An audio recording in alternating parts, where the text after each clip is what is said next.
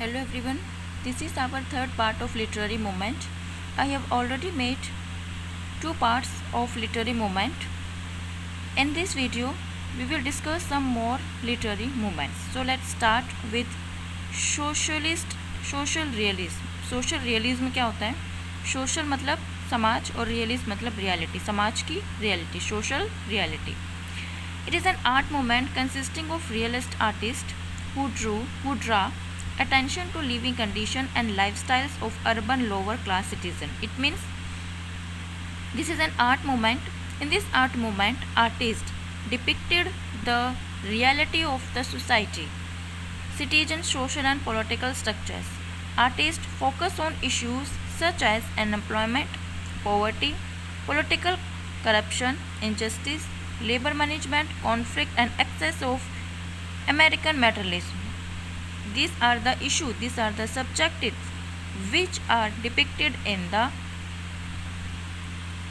art of the social realism artist. When was social realism emerged? Social realism emerged in America during the time of industrialization, when children working in factories, immigration, living condition in urban areas, Great Depression and post-World War II, more commercialized version during civil rights.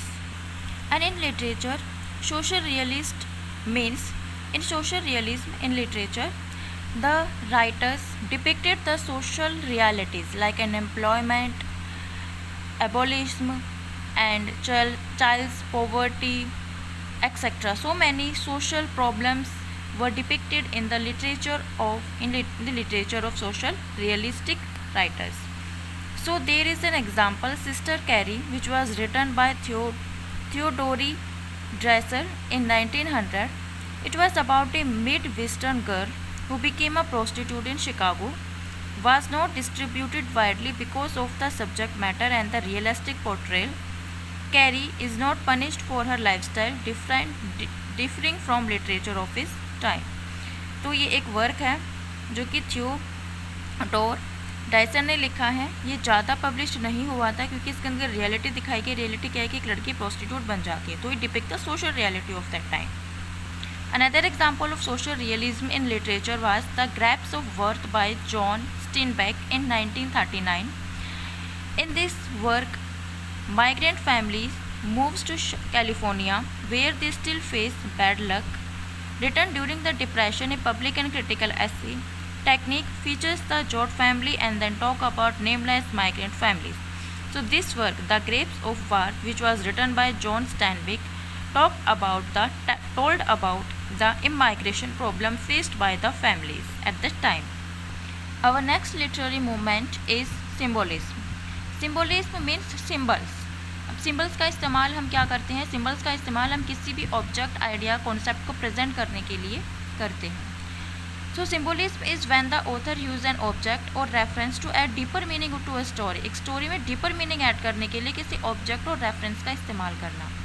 Symbolism is used to provide meaning to the writing beyond what is actually being described. It means it told about the extra meaning of the story. A symbol can enhance a theme, idea, or a character.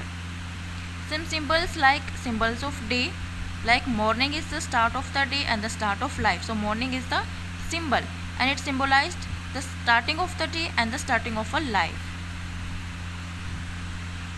And similarly, night is often used to symbolize old age and approaching death.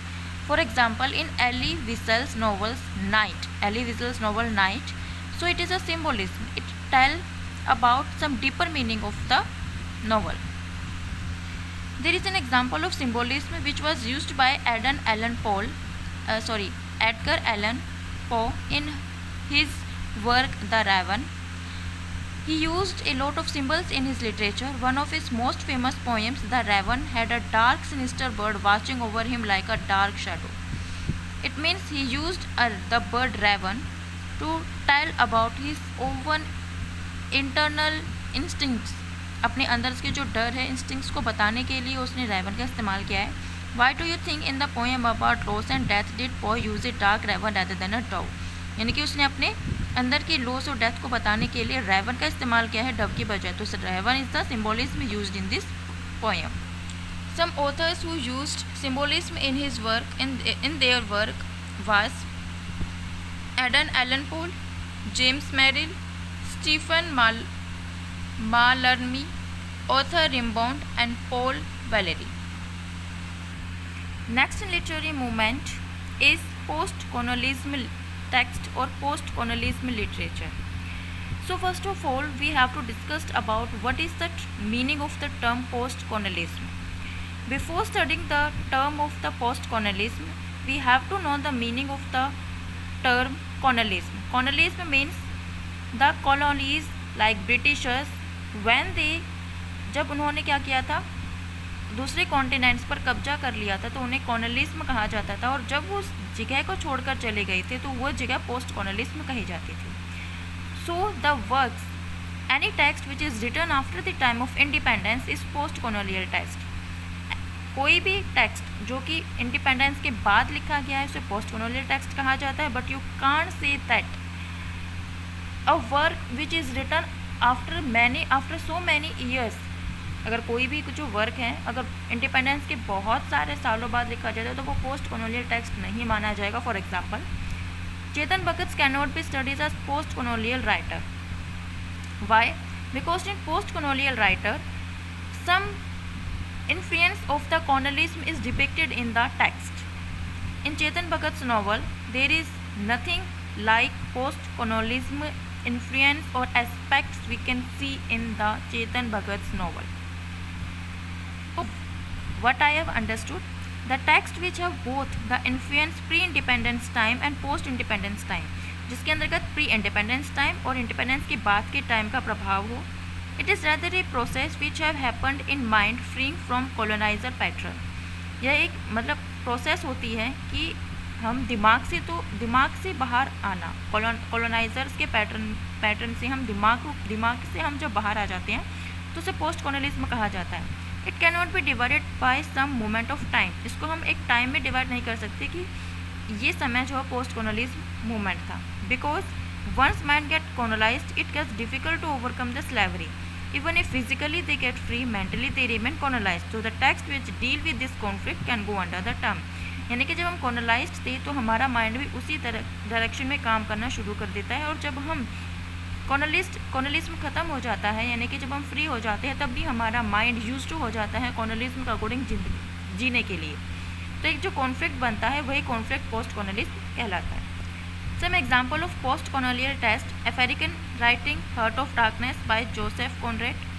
Indian text है रंगते बसंती film by Rakesh Om Prakash Mehra and लगान ए film by Ashutosh.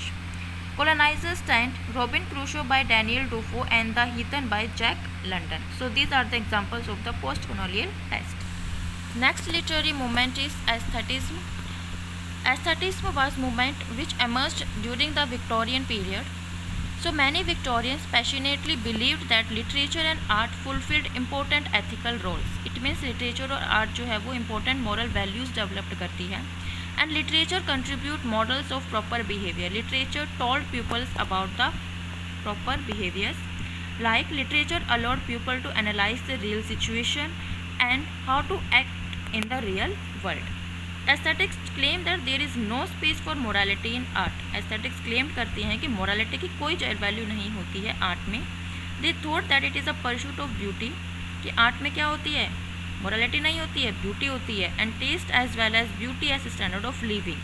Aesthetics में कहते हैं कि literature और art जो है वो हमको मोरल वैल्यूज सिखाती है. उसमें आर्ट में क्या होती है, ब्यूटी होती है, मोरालिटी नहीं होती है, तो हमको ये ब्यूटी सिखाती है.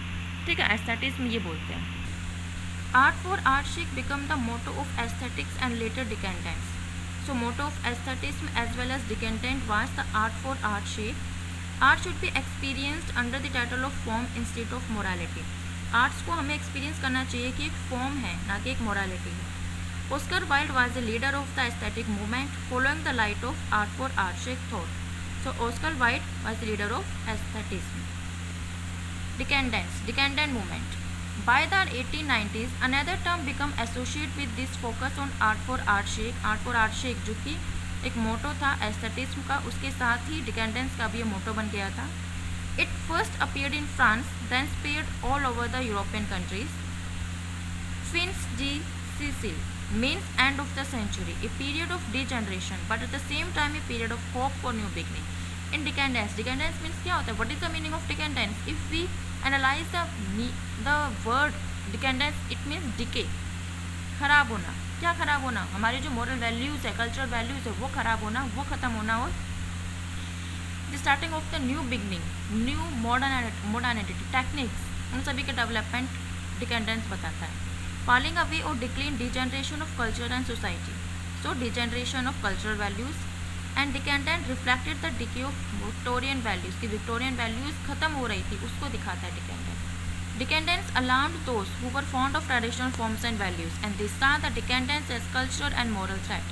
डिकेंडेंस जो है वो उन लोगों की, उनके लिए चेतावनी है जो कि फाउंड है ट्रेडिशनल फॉर्म्स और वैल्यूज़ के, कि जो ट्रेडिशनल फॉर्म्स और वैल्यूज़ को ज़्यादा फॉन्ड ऑफ है, उनके लिए ये एक थ्रेट है. और इसके अलावा यह जो है वो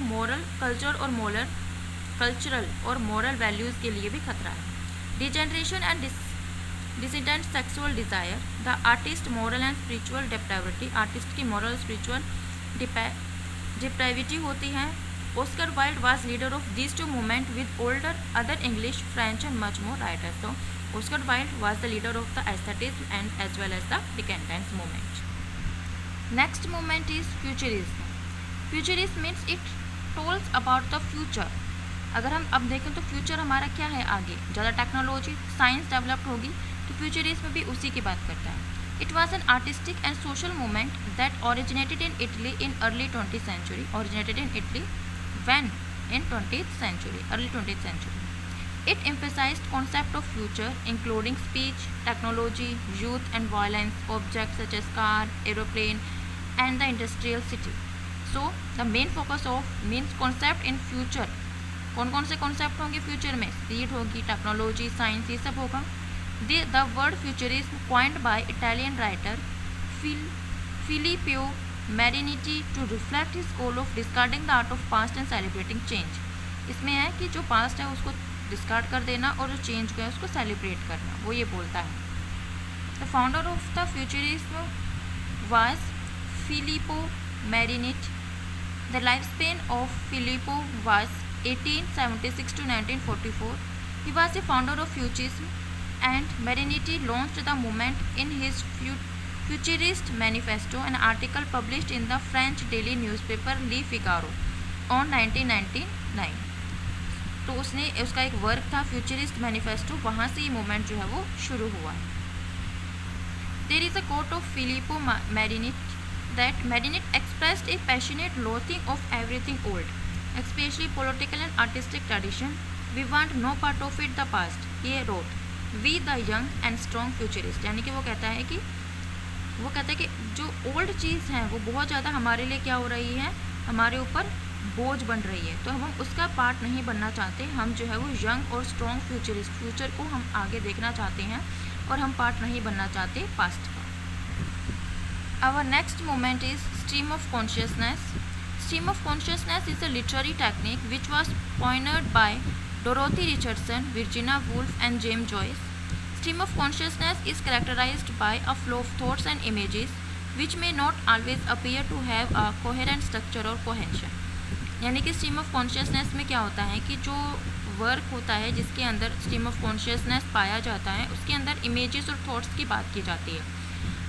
एक करैक्टर अपने माइंड में ही जो है वो थॉट्स जो सोचता है उसको एक्सप्रेस करना is the stream of consciousness. And this movement on this art, the stream of consciousness was used by many writers like Dorothy Richardson, Virginia Woolf and James Joyce. In stream of consciousness work, the plot line may weave in and out of time and place. यानी कि एक story एक line से चल रही है, तो stream of consciousness में क्या होता है कि जो प्लॉट है या तो वो अंदर या बाहर होता रहेगा, यानी कि जिस समय जो स्टोरी चल रही है उस स्टोरी से के अंदर रहेगा या स्टोरी से बाहर उसमें कुछ बात की जाएगी. Carrying the reader through the life span of a character और further along a timeline to incorporate the lives of characters from other time periods. यह जो रीडर होता है वह रीडर को क्या करता है, रीडर्स को एक जो करेक्टर होता है उस करेक्टर्स के लाइफ स्पैन के बारे में बता देता है, जिससे कि हम उसके जो पास्ट में क्या हुआ था उसके बारे में वो जो है वो स्ट्रीम ऑफ कॉन्शियसनेस के माध्यम से बताया जाता है, कि एकदम से उसके पास्ट के बारे में बताया जाता है कि उस पास्ट में ऐसा ऐसा हुआ था। तो this is the stream of consciousness. Writers who create stream of consciousness works of literature focus on emotional and psychological processes that are taking place in the mind of one or more character। यानी कि वो क्या करते हैं, जो इस stream of consciousness का इस्तेमाल करते हैं, वो राइटर्स क्या करते हैं, इमोशनल और साइकोलॉजिकल प्रोसेस जो कि एक कैरेक्टर के माइंड में होती है उसको वो प्रेजेंट करते हैं। कोई एक स्टोरी चल रही है और स्टोरी में एक कैरेक्टर कुछ इमोशनली सिचुएशन से गुजर रहा है, साइकोलॉजिकल एक प्रोसेस हो रही है, तो the description of this emotional psychological process in words is called the stream of consciousness। Important character traits are relieved through an exploration of what is going on in the mind। इससे हमें क्या पता चलता है, उस character की important character के बारे में पता चलता है। The characters detail of a particular characters we gather we know about the more about a characters.